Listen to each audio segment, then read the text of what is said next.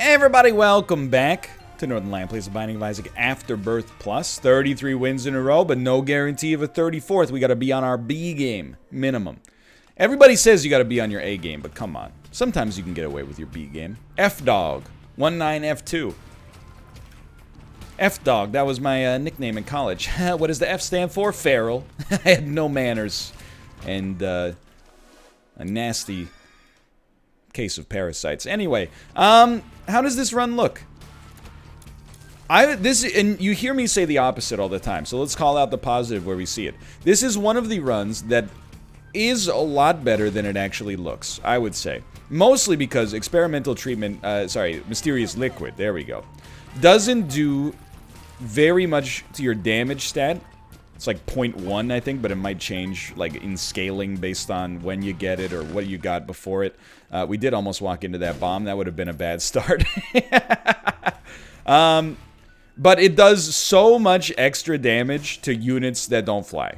So, if you...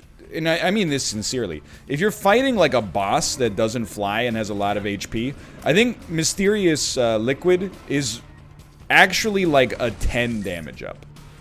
Assuming they don't move so fast they move out of the creep, like, insanely quickly, right? So I really think that this 2.52 damage, with 9 rate of fire, is actually, like, pretty okay by Eden standards. But on top of that, is not really 2.52 damage. Okay. I didn't want to use it because I wanted to save it until we had maybe a little HP down. And of course, this is, like, the enemies you don't want to be fighting in this situation because they don't take any damage from Mysterious Liquid. But Pink Haunts is kind of like, you know, just an exercise in elastic collisions, you know, or it's an optics lesson. The angle of incidence equals the angle of reflection on the walls. You just want to keep yourself, like, you know, toe to toe. You dance with the person who brought you. We got some HP. I think I will go to the curse room. Thank you for asking. To go down to 2 HP is not that bad. In fact, actually, well, we'll see how it looks, but we might be... Is there poop in here we didn't shoot? There is poop in here we didn't shoot. We want to see 5 cents. Well, 10 cents, which would allow us to buy a Spirit Heart and still, make it out untouched. You know what I mean? These guys will explode due to Mysterious Liquid. You just have faith. Don't use your bombs. Those bombs are precious. Some might say they're key. Penny, let's go. Okay. Not worth it. Well, worth it and not worth it in different ways. Now, we could even use a bomb on the shop if we got something incredible. Or even if we don't have something incredible, we could do this. We do want an arcade. I think this is the time you go deep, in my opinion. You know, the faster you apply, like, a scaling factor to your run, the better off you're gonna be. So we're gonna actually take Hive Mind, which does nothing for us right now. We left a penny in the other room? Hopefully not many. And this is bad in a way because we're saying, you know, screw you to the arcade, but there was no guarantee it would have been an arcade to begin with. There's also no guarantee there would have been a blood bank in the arcade for that matter. But I think the earlier you can apply pressure to your run to make it better, the better off it ends up getting, you know? That's very nice. I think you know what I'm getting at there. It's like, you know, here's the thing. If you pick up something that makes your run 15% better, in abstract, because I don't know if there's an item like that, but, you know, in abstract, you'd rather make it... And now it's going to sound backwards, now that I think about it, but you'd rather apply that early so that you get the benefits of the 15% better for longer. Yes, if it's 15% better later, it's a disproportionately high benefit, but you'll still be 15% better later if you pick it up now. You know what I mean? Yes and no. Look, let me pull up my whiteboard, okay? It's a compound interest problem. I think we can do it. It's gonna be tight. We're okay. We're okay. We maybe don't even want to go to our shop, so just pick that up and see what you get. Certainly not worth a bomb and a key.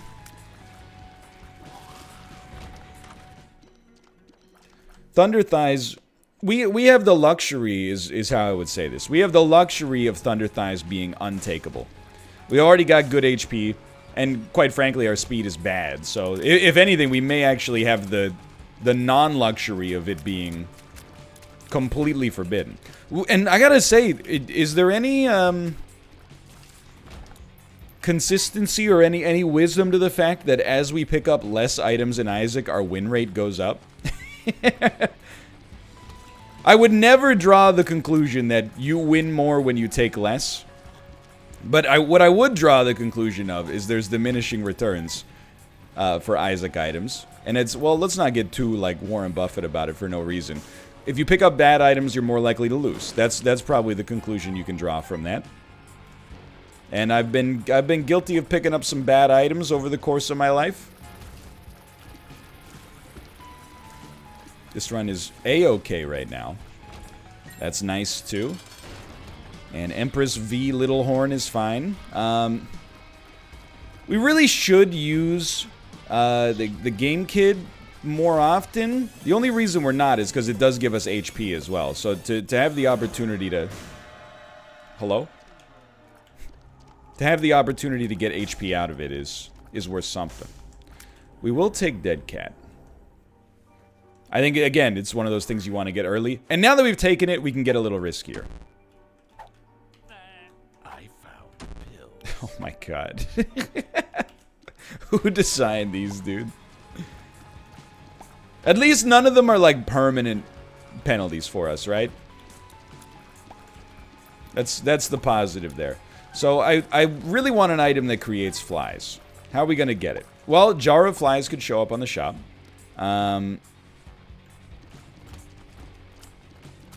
That's about it. You could become Guppy. We do have the Deal with the Devil precedent now. Apart from that, we're just kind of letting it ride right now. This is definitely not like our first run of the day, which was the last run we recorded and posted, hopefully, if everything went fine. We're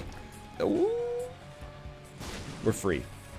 But it's, there's no reason to assume that this is, you know, bad right now. 9 lives gives us a lot of protection. You can definitely still lose a run with 9 lives, but we aren't there right now. I'm gonna go deep on this one. Go deep just means take a risk we maybe shouldn't be taking. I'm not comfortable using that vernacular, because I think in a lot of these cases, these are calculated risks. You don't get any brownie points for being like, you know, you lost HP by going in there. Everybody knows that. I'm just making an analysis myself that says, you know, losing that HP early to give us an advantage early, or let us play in the rest of our floor earlier, might be worth it. Now we're talking, and we got a deal. I think you totally take it. With 9 lives, I think we leverage here. 1 life, we ain't taking that, because we're 1 hit away from despair. On 9 lives, we can do it. Just you don't buy too much, you know? You don't do too many stock buybacks, lest you find yourself without a rainy day fund in a Black Swan event. You know what I'm talking about? One 63-year-old financial advisor watching this right now is like, I got you, dude. I got you. Yeah, dude. Or rather, you do a lot of stock buybacks, because then if the Black Swan event happens, all you do is fight a public relations battle that says, how could we have possibly predicted this? And then people are like, you know what? He's right. We can't let this industry fall or our whole economy will collapse, so we'll just use taxpayer dollars to buy them out. Oh, sorry. Did I get too real? Maybe. Maybe I did. Alright, hold on. Hunger Games? No thanks. I'm still full. Nightmare, nightmare. Okay, hold on. We haven't been to our item room, but I'm willing to take a stab. We got another key. Now I think we're in shop territory. Like, you look at this and you say, you know what? The shop would be very, very conducive right now. But if we get more keys to drop, I would definitely... Well, we need more bombs, too. I think this is where you just say we got our dividends paid. Our dividends were paid out here.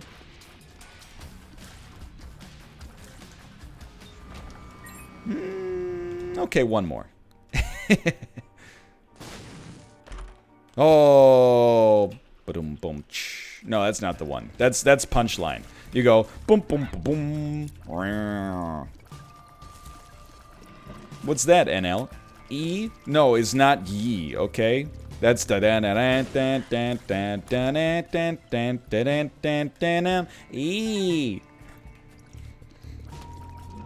I would like to issue a redaction and a correction, by the way. I did not leave money behind, in a literal sense, on that first floor curse room. I'm now realizing I had, and still do have, piggy bank, which means anytime I take damage, I will leave money behind.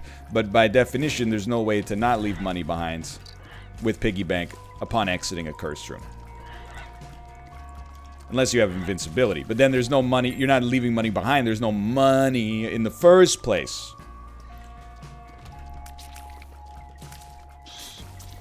Hey, hey! You were too small to appear on radar. You're like the stealth creeper.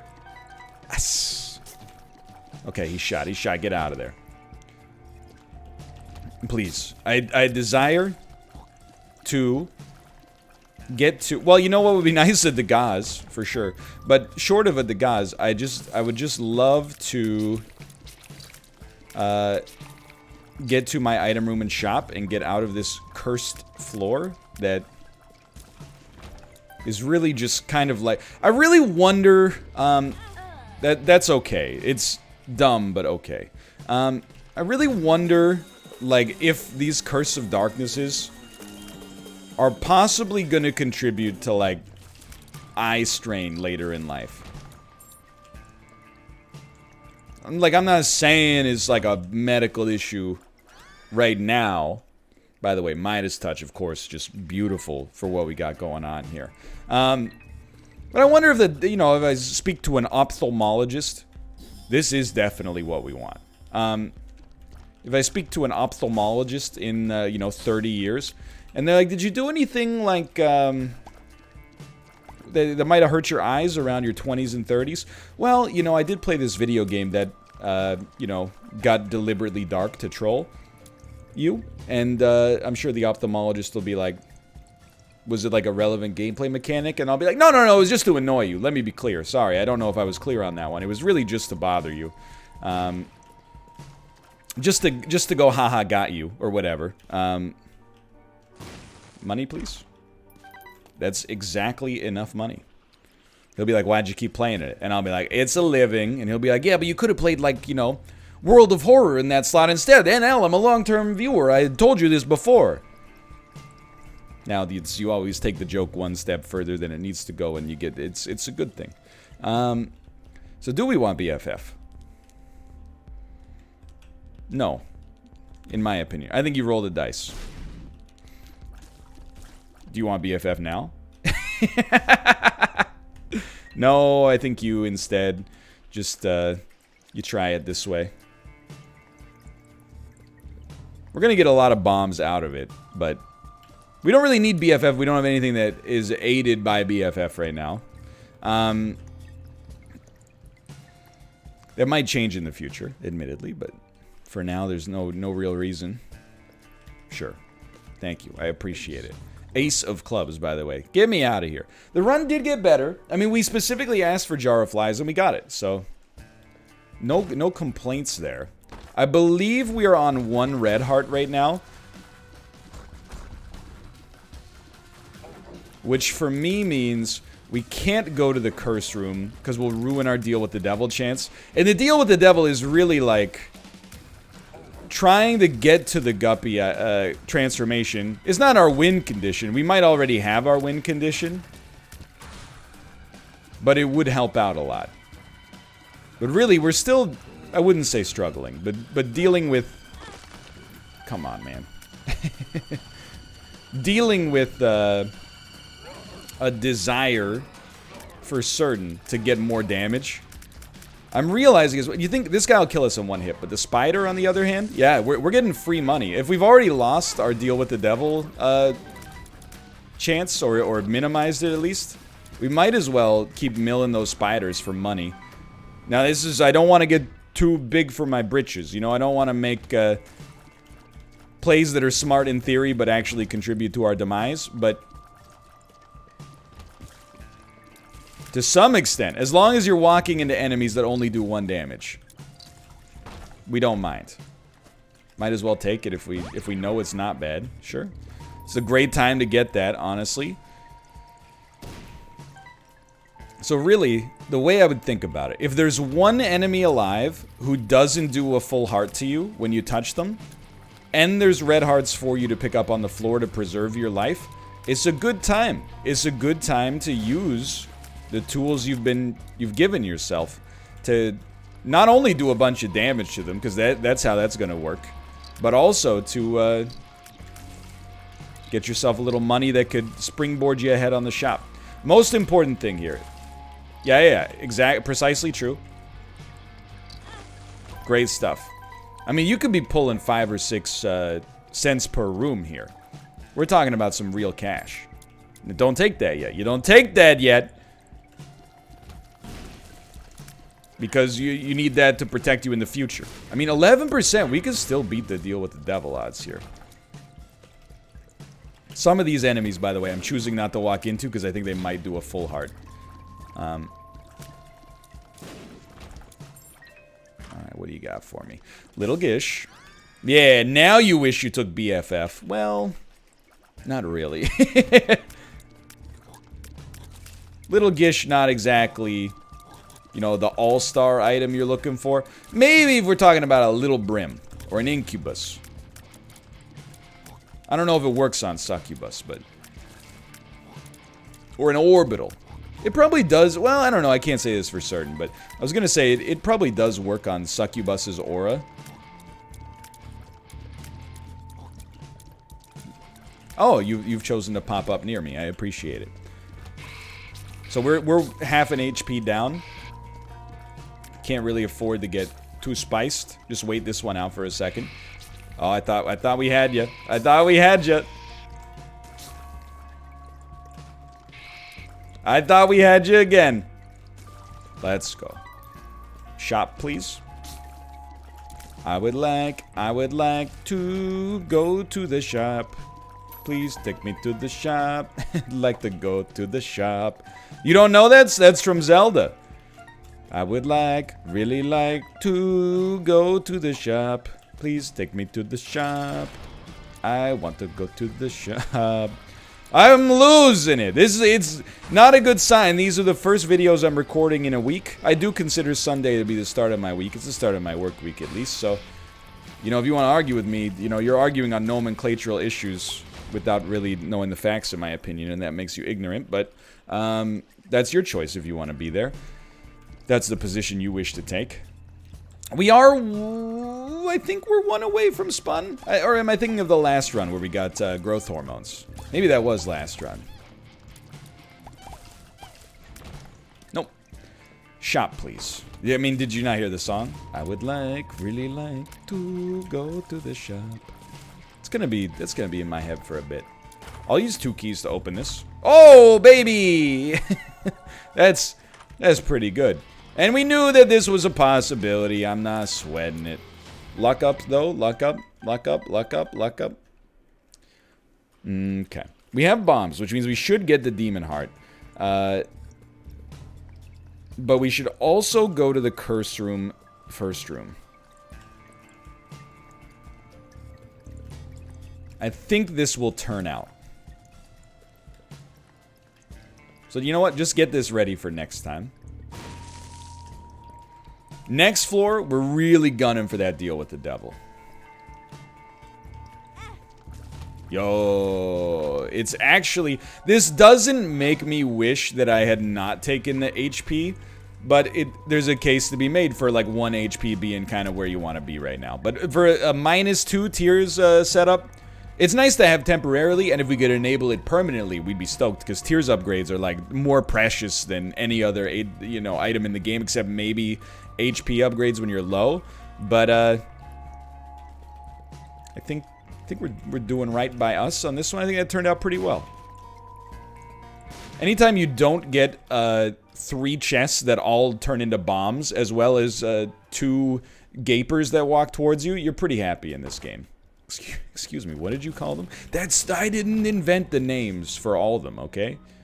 Just for some of them. Eyeless ooze guys? Was that... Look, you're asking me to still call them eyeless ooze guys. I invented that when I was like, you know... I was in a different point in my life, you know? I was 22 years old, maybe. Now I'm 31 and counting. You want to talk about a boring reality show? How about 31 and counting? Yo? Why would it be boring? Well, I don't know. I feel like... most 30-year-olds... I mean, that's amazing. Most people in their early 30s don't lead conventionally exciting lives. I know you're like, speak for yourself, but I truly mean it, and not in a bad way. The thing is, I think an unexciting life is a life well lived to some extent. Now, I know that sounds like, I don't know, some people are going to listen to that and be like, oh, you've given up on having an interesting life. No, my life is, like, interesting. Like, on a macro sense. I'm doing a job that, like, a very, very small percentage of the population has ever done. And, you know, able to build a life for myself out of it.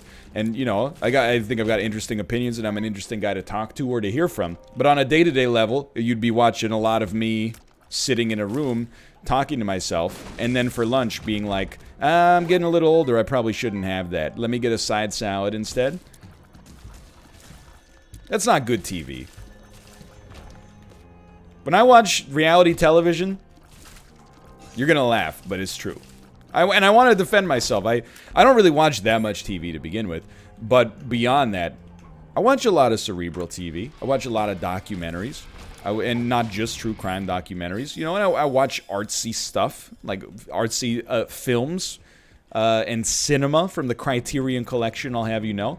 But simultaneously, when I'm watching reality TV, I don't want to watch somebody who's like, you know, oh, I am the CEO of this company, I also run a nonprofit, blah, blah, blah. That's cool. I'm happy for you and what you're doing for the world. But when I watch a reality show, I want to watch a show that's titled, like, My Life's a Disaster. I'm sorry. It is what it is. TLC knows what's up. Now, most of the shows on TLC still kind of suck. I don't really want to see people with their, like, you know, I don't want to say disgusting feet to be rude, but, like, the show is called, like, My Feet Are Killing Me. And people, like, pull off their socks and their feet are, like, colors that have not been discovered by science yet. I don't want to watch that. It just kind of grosses me out.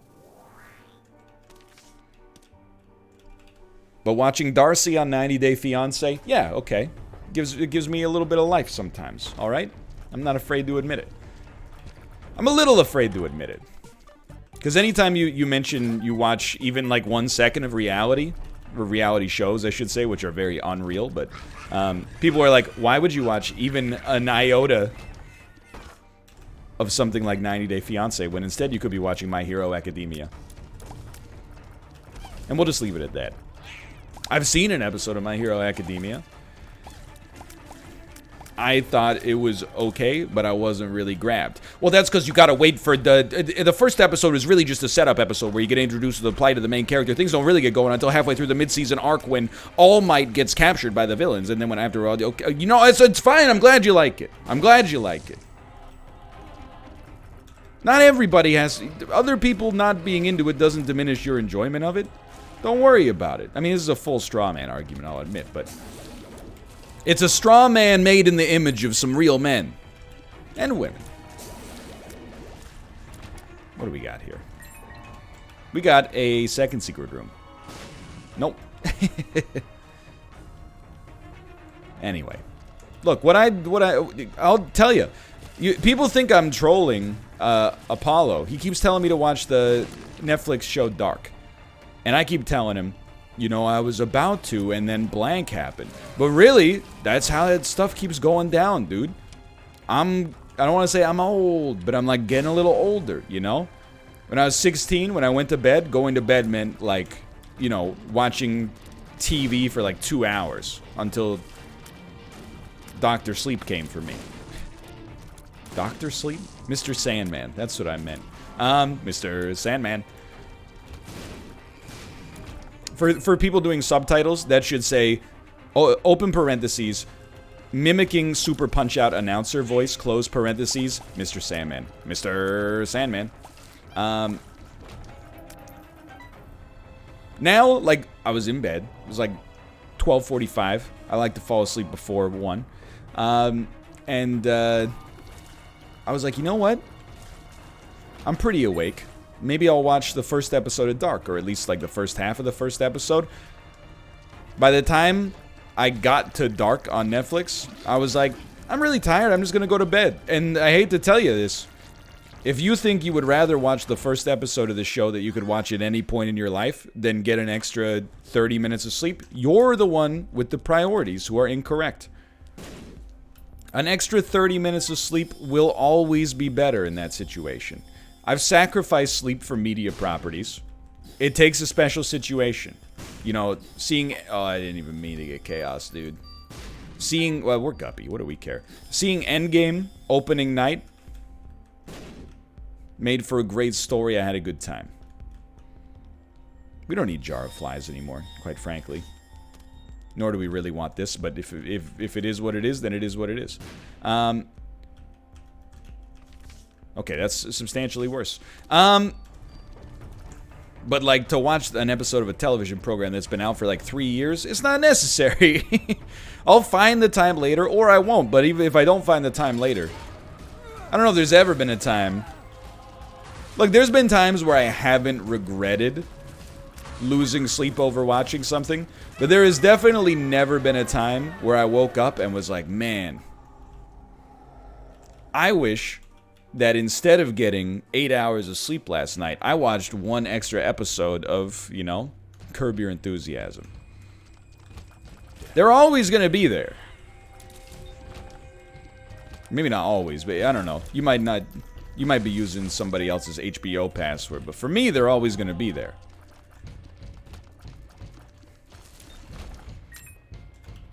And now, like, I don't know, don't tell Apollo. But people are telling me, I mean, I've heard this 1,000 times, but I'm starting to listen. People are like, well, you know, if you like Breaking Bad, which everybody does, if you like Better Call Saul, which everybody does, is an amazing show, you should really watch, like, The Wire to see where it ranks in your greatest television programs of all time list, and also The Sopranos. And I'm like, dude. And then I was listening to the Dirty Work by Steely Dan. I'm a fool to do your dirty work, oh yeah. And the comments were all like, hey, you remember when Tony Soprano sung this at The Sopranos? And I'm like, yo, dude, I gotta watch 8 seasons of the show just to see the 45-second part where James Gandolfini, God rest him, sings Dirty Work by Steely Dan. But in my head, I kind of like the image that I have better, which is him going, I'm a fool to do, uses dirty work, oh yeah. I don't want to do your guys' dirty work no more. Alright, anyway. These guys, I'm a fool to do these guys' dirty work, oh yeah.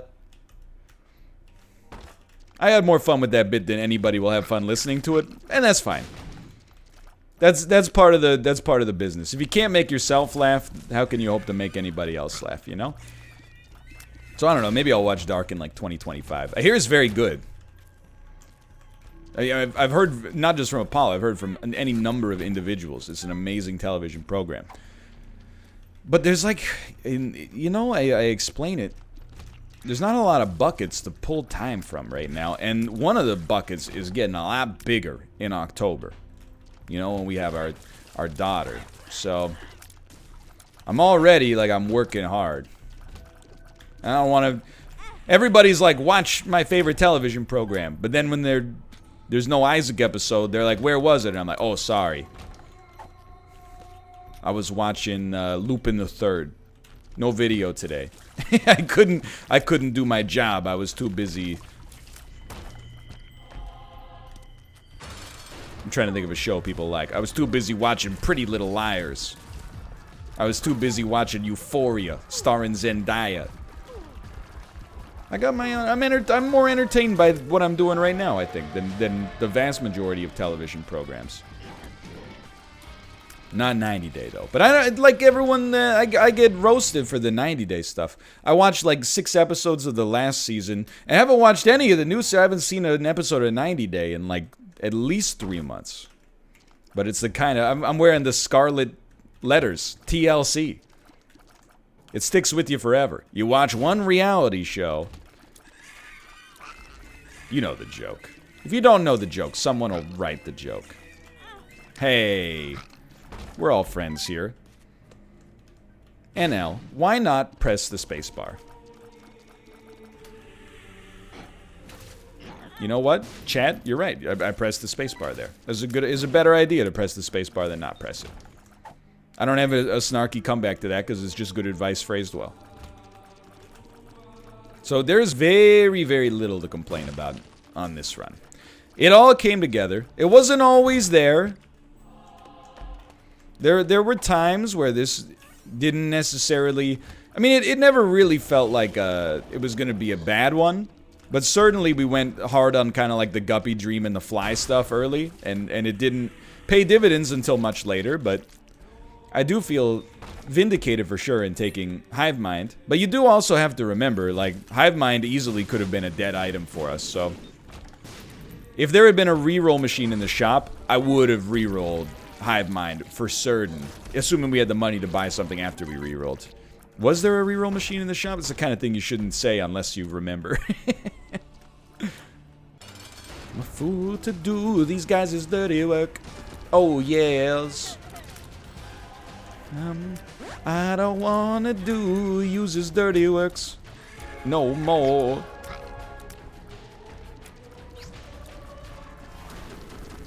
Alright.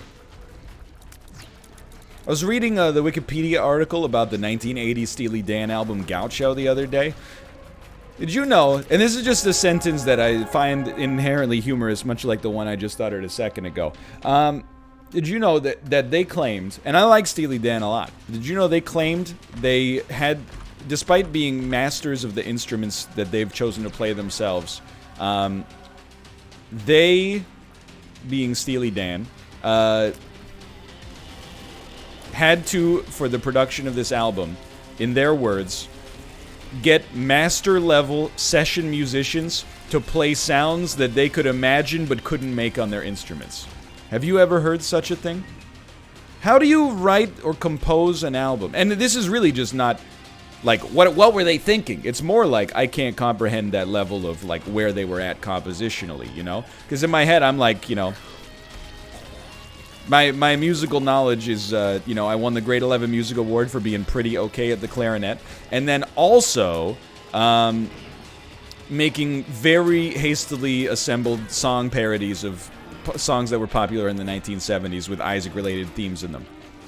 My dry baby takes the morning train. Anyway, you get the idea. How do you're like composing an album, you call your friend over.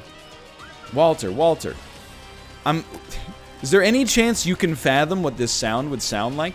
I've got this sound in my head, I have no idea how to make it, but I'm just gonna write it in on the sheet music here. I think it would really be good, you know, 8 minutes into the saxophone solo on this song. That's incredible to me. Because I think for most people, myself included, if you're like, you know, I really just want to put like a sound here that I can imagine but I can't make, people would be like, what if I just went like, whittly wow, you'd be like, alright, that's good enough. That's better than playing a high Q, I guess. A note that it only exists in theory. It's only been created in music laboratories. It's never been witnessed in vivo. It's a good pun because Vivo was also that series of music channels on YouTube, you know what I mean? But in vivo is also Latin for seeing something. You know what I'm talking about. You're erudite, folks.